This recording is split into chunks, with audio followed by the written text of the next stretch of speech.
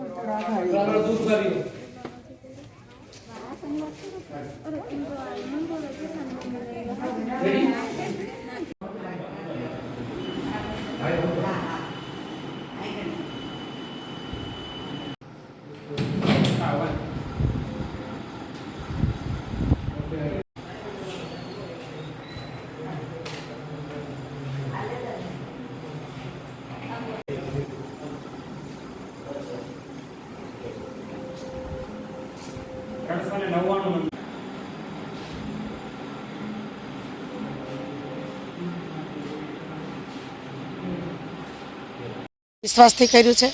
આત્મવિશ્વાસ એટલો બધો છે કે ભરતભાઈ સુતરિયા છે એ ખૂબ સારી જંગી લીડથી જીતી રહ્યા છે ને લોકોમાં ઉત્સાહ પણ અમને મળી રહ્યો છે।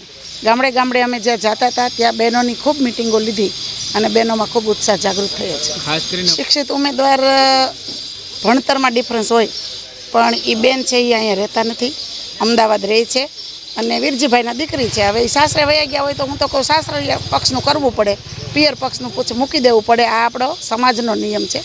પણ એ હવે એક વારસો રાખવા માટે આવ્યા છે, પણ આ રાજકારણમાં ખરેખર વારસો ન હોય, વારસામાં ઘણા ફેંકાઈ ગયા, રાહુલ ગાંધી સહિત, એ આપણે જોઈએ છીએ। નવો ચહેરો છે, સાદા અને સિમ્પલ માણસ છે, એકદમ નિષ્ઠાથી કાર્ય કરે છે, એને નથી શેનો લોભ લાલચ કે મોહ શેનો નથી ભરતભાઈને।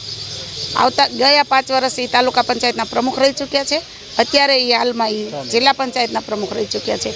તો હું તો એમ કહું છું કે લોકો વિચારી અને અહીંયા જે રહેતા હોય રાતે જેને ફોન કરી શકે એને જ મત આપે। ખાસ કરીને બગસરા તાલુકામાં આજની તારીખમાં અત્યાર સુધીમાં ક્યારેય બગસરા તાલુકામાં પાણી નથી, અત્યારે નદીઓ ચાલુ થઈ ગઈ છે, એનાથી વિશેષ સરકાર કેટલું આપે। દિવસે વીજળી આપી દીધી છે, નદીઓ ચાલુ થઈ ગઈ છે અને રોડ રસ્તાના કામ પણ એટલા બધા ફાસ્ટ ચાલી રહ્યા છે। જેવી કાકડિયા ધારાસભ્ય તરીકે 400 કરોડના કામ લઈ આવ્યા છે અને હમણાં ચૂંટણી પહેલાં 17 જોબ નંબર લાવ્યા છે। એ બધા રોડના કામ અત્યારે પેન્ડિંગ છે અને ટેન્ડરમાં પ્રક્રિયામાં છે।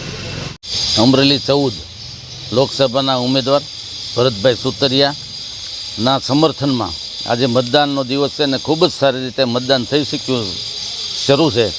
આ મતદાન મોદી સાહેબને ત્રીજી વાર વડાપ્રધાન તરીકે બેસાડવા અને દેશને વિકસિત કરવા અને દેશને સુરક્ષિત કરવા માટેનો આ મતદાન છે। ત્યારે સૌ લોકો ઉત્સાહભેર મતદાન કરી રહ્યા છે અને અમારા ભરતભાઈ સુતરિયા ખૂબ લીડથી જીતવાના છે એની અમે ખાતરી આપી।